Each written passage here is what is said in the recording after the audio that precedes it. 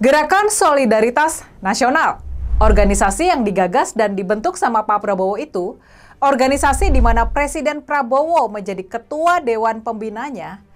Apakah kita harus mengkhawatirkan GSN ini? Atau apakah kita harus mendukungnya? Yang pasti, kalau dipikir-pikir nih ya, rasa-rasanya yang pertama-tama harus khawatir sama kehadiran Gerakan Solidaritas Nasional adalah Projo. Yang harus khawatir adalah projonya Pak Budi Ari dan organ-organ relawan lain yang marak berkembang di bawah pemerintahan Pak Jokowi. Apakah mereka ini harus melebur ke dalam GSN ini?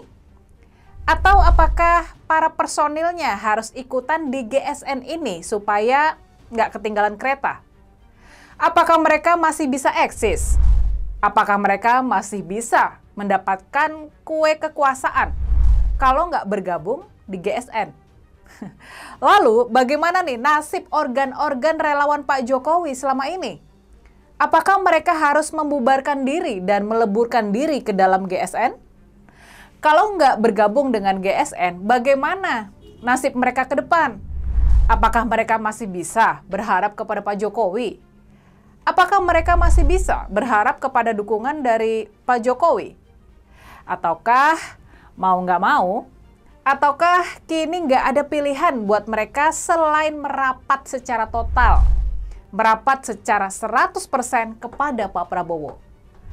Nah, gimana kalau menurut kalian? Menurut kalian, gimana nih nasib Projo setelah ada Gerakan Solidaritas Nasional ini? Tulis analisa kalian di kolom komentar ya.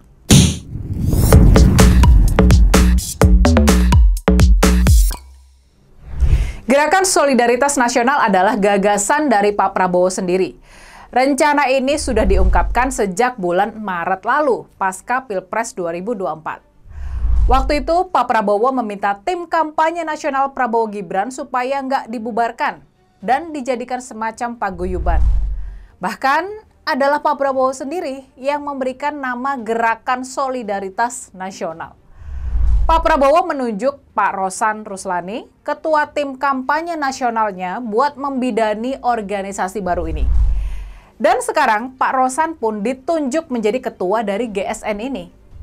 Pak Prabowo bahkan terjun sendiri dalam organisasi ini.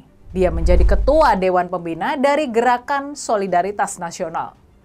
Jadi, jelas ya, organisasi ini penting buat Pak Prabowo. GSN bukan organisasi yang dibikin buat mendekati Pak Prabowo. Tapi sebaliknya, organisasi ini memang dibuat sama Pak Prabowo sendiri. Lalu, balik lagi nih ke pertanyaan awal kita. Gimana nasib projonya Pak Budi Ari dan organ-organ relawan Pak Jokowi lainnya setelah GSN lahir? Pertanyaan ini layak dan penting kita tanyakan. Karena ke depannya bukan nggak mungkin, bahkan sangat mungkin seiring menguatnya dan terkonsolidasinya kekuasaan Pak Prabowo, dia nggak bakal sejalan lagi sama Pak Jokowi. Dan boleh dikata pembentukan GSN ini adalah bagian dari proses konsolidasi kekuasaan dari Pak Prabowo sendiri. Makanya nih, bisa jadi kedatangan Pak Prabowo ke rumah Pak Jokowi di Solo beberapa hari lalu, ini juga ikut membahas soal kehadiran GSN ini. Pak Prabowo pastinya harus menjelaskan posisi GSN ini terhadap organ-organ relawan Pak Jokowi yang sudah eksis selama ini. Dan Pak Jokowi, dia pun pasti harus berhitung soal pengaruh kehadiran GSN ini terhadap posisi anaknya, yakni Wakil Presiden Gibran. Apakah GSN bakal semakin mengecilkan pengaruh Gibran dan organ-organ relawan pendukung Gibran? Kalau organ-organ relawan Jokowi dan Gibran nggak merapat ke GSN, akankah mereka bisa ikut mencicipi lezatnya kue kekuasaan?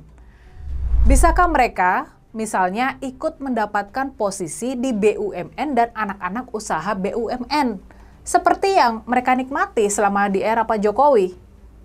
Bagaimana pula dengan niatan mereka melibatkan diri dalam program makan siang gratis atau makan bergizi gratis yang jadi andalan pemerintahan Pak Prabowo? Apakah mereka masih bisa terlibat setelah kehadiran GSN? Nah, gimana? Sekarang sudah kebayang betapa pentingnya sebetulnya pembentukan Gerakan Solidaritas Nasional oleh Pak Prabowo ini. Betapa kehadiran GSN ini bakal sangat berpengaruh pada eksistensi organ-organ relawan selama ini. Nah, balik lagi ke pertanyaan awal kita tadi. Kalau menurut kalian, gimana nih projonya dari Pak Budi Ari dan organ-organ relawan lain harus bereaksi terhadap kelahiran Gerakan Solidaritas Nasional ini?